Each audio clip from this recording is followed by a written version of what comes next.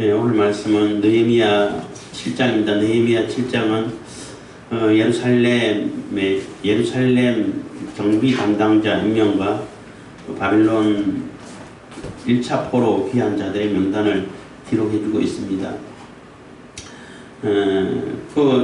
예루살렘 성벽을 다 완성하는 과정도 매우 방해도 심하고 어렵지만은 그래도 흔들림 없이 끝까지 잘 방비를 해서 성벽을 완공해서 문짝까지 다 달고 다 다르면 끝나는 게 아니잖아요. 이제 거기 경비를 해야죠.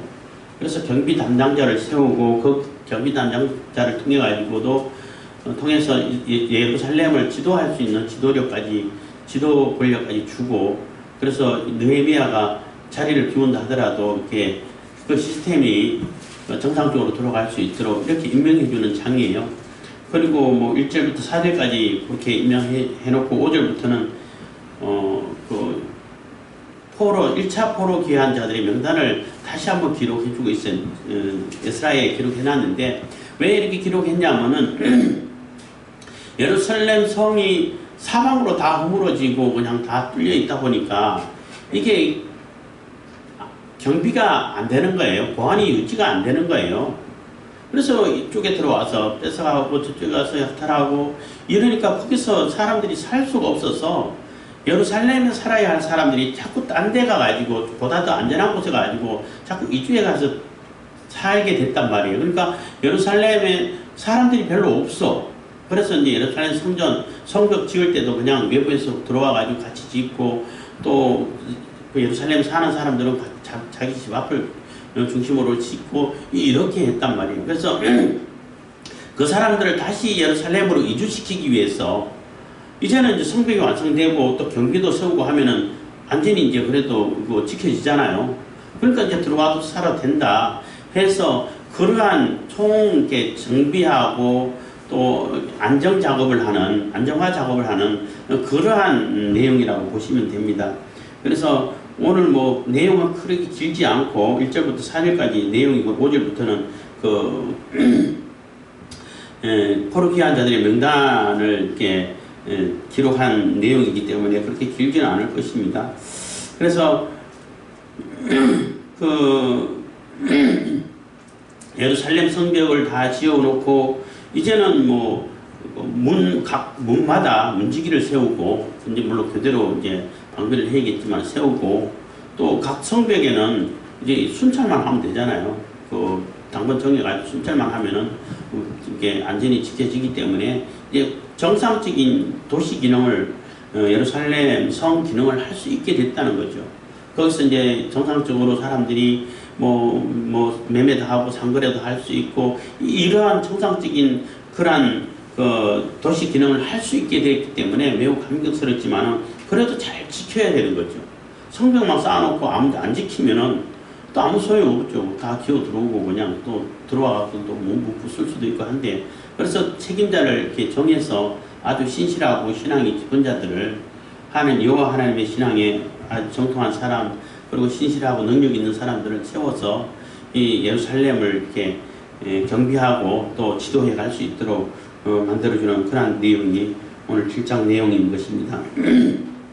1절입니다. 성이 건축되며 문짝을 달고 문지기와 노래하는 자들과 레위 사람을 세운 후에, 그래서 문지기와 노래하는 자들과 레위 사람들을 세웠다는 얘기는 레위 사람들이 문지기 하는데 많은 이렇게 영향을 미치고 같이 담당할 수밖에 없어요. 왜냐하면 사람도 별로 없고, 그리고 레위 사람들은 성전 문지기를 쭉 해왔잖아요. 그렇기 때문에 그만한 또 경험도 있고 하기 때문에 성벽문까지 이렇게 확대해가지고 지키도록 중심이 돼가지고, 그러니까 모든 사람들이 다 레위 사람들만 문지기 했다는 건 아니고 레위 사람들 중심으로 지키게 하고, 또 물론 다른 사람도 이렇게 같이 해가지고 이제 지키게 하는데, 그 문지기 하는 그것도 이게 한 직분이기 때문에 경험이 많은 사람들이 잘할 거 아니에요. 그래서 레위 사람들을 중심으로 그 경험을 이렇게 나눌 수 있도록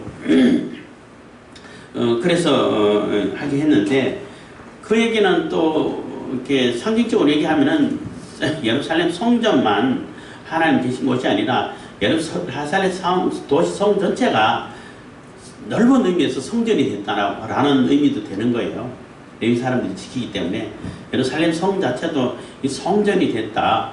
그래서 성 예루살렘, 거룩한 성, 뭐 이런 표현을 쓰잖아요. 그렇게 됐다고 보시면 되겠습니다.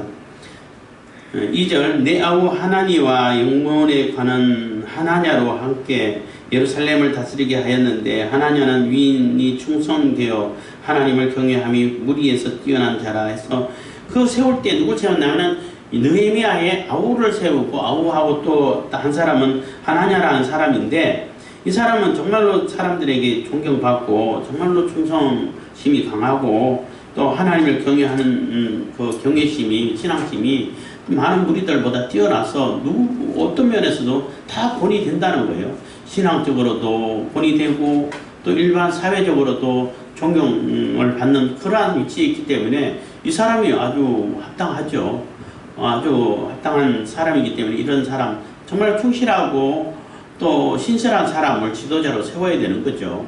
그래서 이 사람을 세웠고 느헤미야 동생 아우라 그랬죠. 아우 하나니를 세운 것은 하나니도 굉장한 열성이 있어요. 정말 안타까움이 있고 그래서 그 예루살렘 성벽이 무너지고 문짝도 다 불타고 조금 쌓던 것까지 다 무너지고 그렇다 뭐 무너졌던데 또 무너진 거니까 그러다 보니까 이게 보안이 유지되지 않고 이게 보호가 되지 않다 보니까 사람들이 그냥 약탈당하고 또 습격당하고 피폐하고 사람들 못 살아서 또 딴 데로 그냥 이주해 가버리고 이러한 상황이 너무나 비참한 상황이다 보니까 그 먼 길을 몇 달 가야 되잖아요.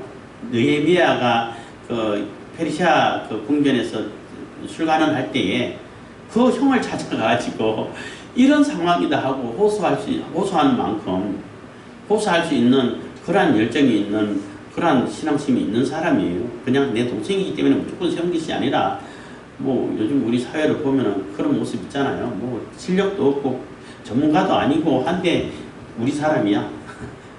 어? 내 동생이 내하고 관계된 사람이고 우리 편 사람이야. 무조건 세우고 그래서 아무런 전문적인 지식 없는 사람을 장관으로 세우고 지난 정부에서 많이 그랬죠.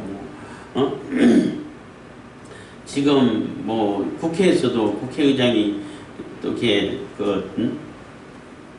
야당 성향에 있는 사람이다 보니까 자기 사람을 또 그 정보 반도체 정보 이런 위원회에 위원으로 세웠는데 그거는 거기에 전문가고 거기에 지식이 있는 사람을 세워야 거기에 관계돼서 이런 법이 필요하고 이거는 이런 구조고 알지. 근데 그런 사람을 빼버리고 자기에게 도움을 줬던 그런 사람을 집어넣어놨어. 아무런 지식도 없는데 거기에 대해서 그게 말이 되냐는 거예요. 지금도 그래. 지금도 그런데 그 지난 정부 때는 얼마나 그게 심했는지 외교 장관도 외교가 뭔지 전혀 모르는 사람 그냥 영어만 잘하는 사람 갖다 심어놓고 장관들마다 다 그렇게 심어놓으니까 이게 맞는 건지 틀린 건지 옳은 건지 그런 건지 알지를 못하는 거예요.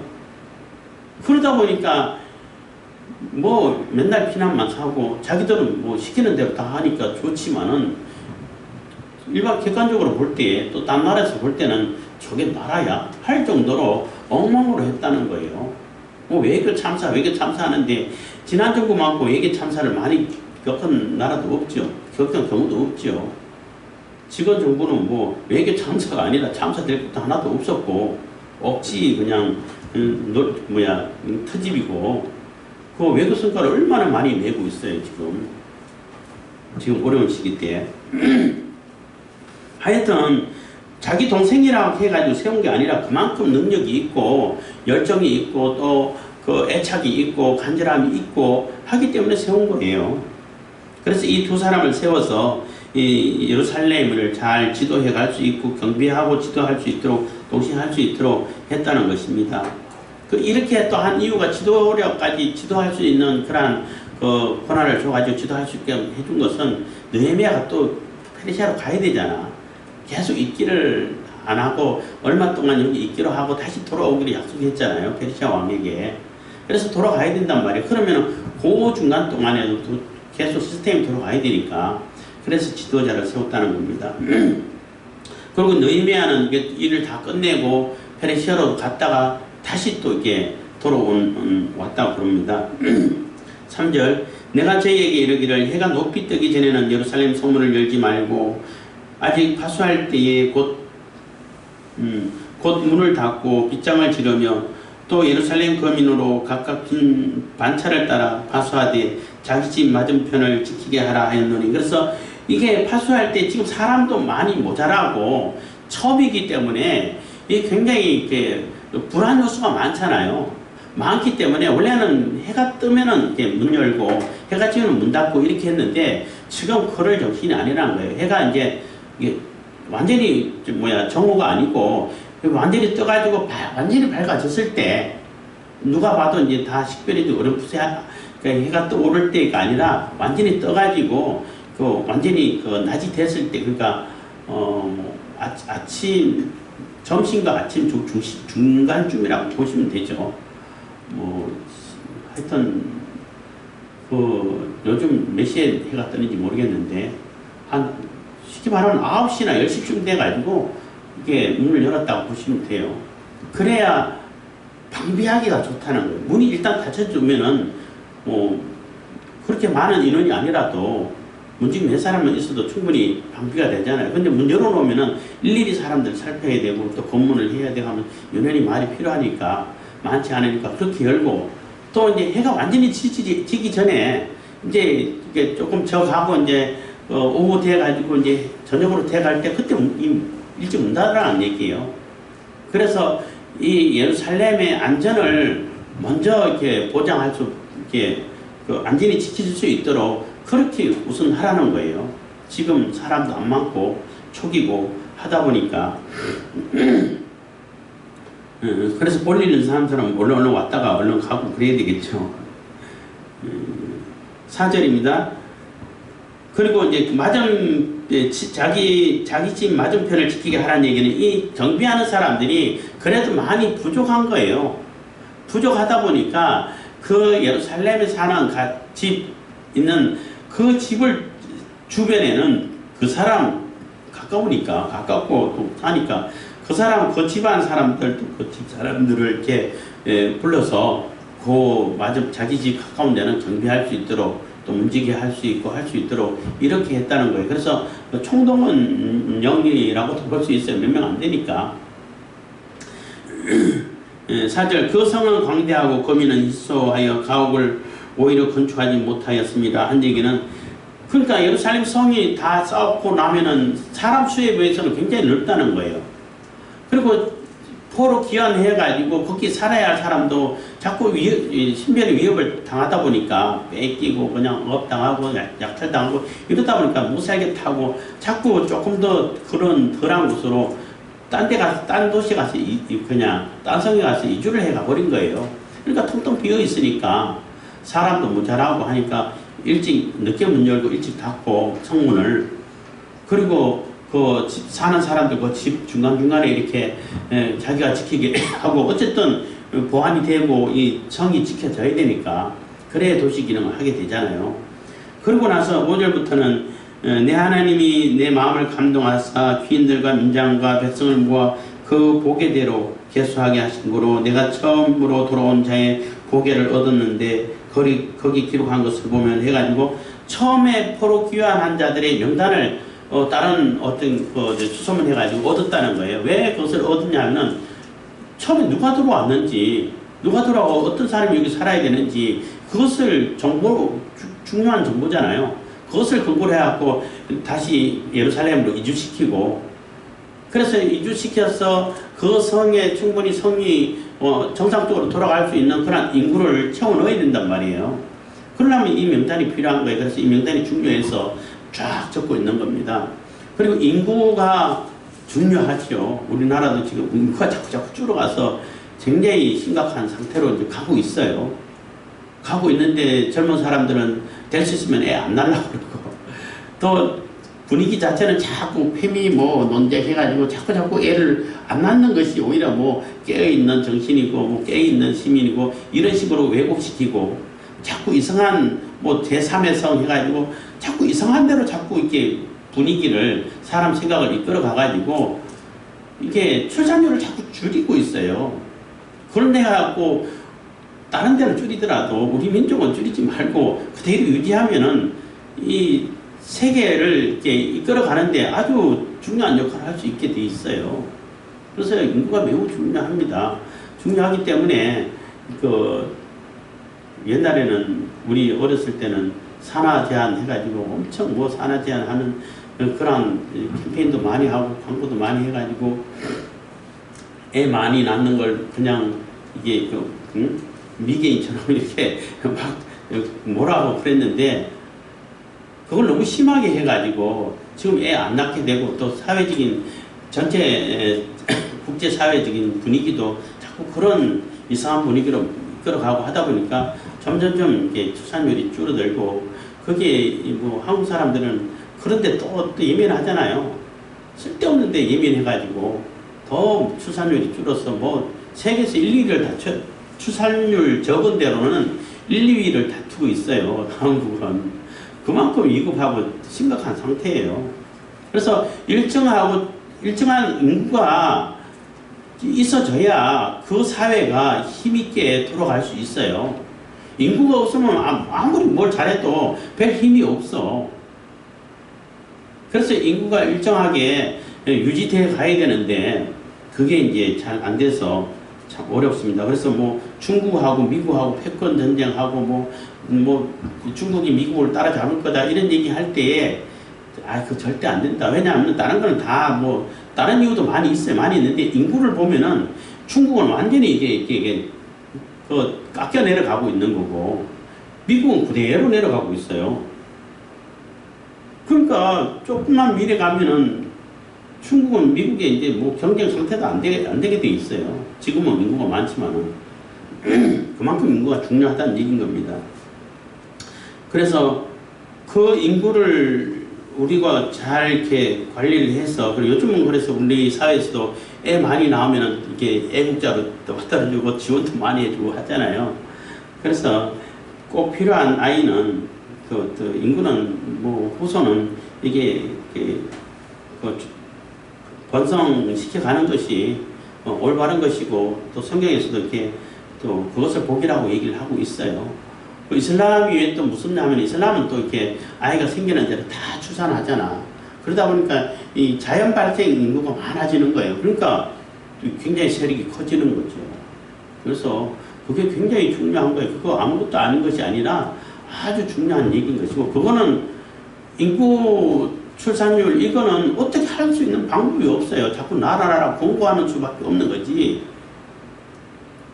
그러니까 자연 출산을 자꾸 줄이고 이게 이제 그 그림자 정부에서는 세계에서는 이 자연 출산을 완전히 폐쇄시키고 못하게 하고 이게 공장에서 이제 인공 수정해가지고 사람들이 배양해가지고 필요한 인구를 필요한 만큼만 이렇게 출생시키는 그런 방향으로 가고 있기 때문에 자꾸 출산율을 줄이려고 한다는 얘기예요. 그러면 그게 정상적인 사람이 될까? 물론 사람은 사람이겠지만은 부모가 있어가지고 엄마 아빠 품에서 젖 먹으면서 같이 지내면서 이렇게 자란 사람하고 공장에서 배양한 인구랑 똑같을까? 안 똑같겠죠. 사람 사는 사회가 얼마나 삭막해지고 그게 사는 사람 사회가 될까요? 지금 상상만 해도 좀 끔찍한 생각이 드는데 그런 세계를 만들어 간다는 거예요. 그래서 참 걱정되는 건 사실입니다만은 어쨌든 예루살렘에도 인구가 너무 적어서 인구를 이제 이주시키고 또 그 도시 기능을 정상화하기 위해 가지고 이런 중요한 자료를 입수했고 그 입수를 다시 이렇게 중요하게 한 번 더 그러니까 에스라가 기록했는데 느헤미야도 기록하고 있다는 겁니다. 그래서 우리가 우리에게 맡긴 사명, 우리에게 주신 달란트 이런 것을 가지고 우리가 잘 활용할 수 있어야 되고 그것을 하나님 나라에 쓰임받을 수 있도록 내게 주어진 하나님께 주신 그 달란트, 재능, 여건 이런 것을 하나님 나라를 위해서 쓰면은 그게 얼마나 복되고 감격스럽냐는 거예요.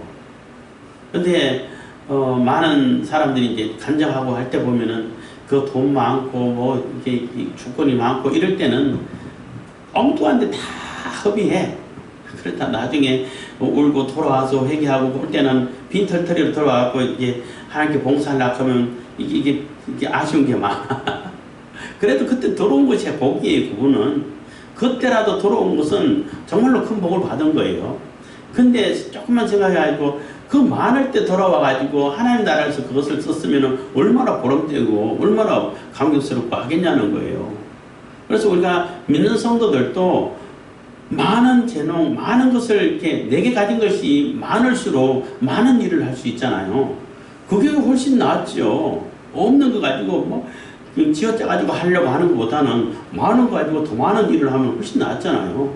그런 복을 받아야 된다는 거예요.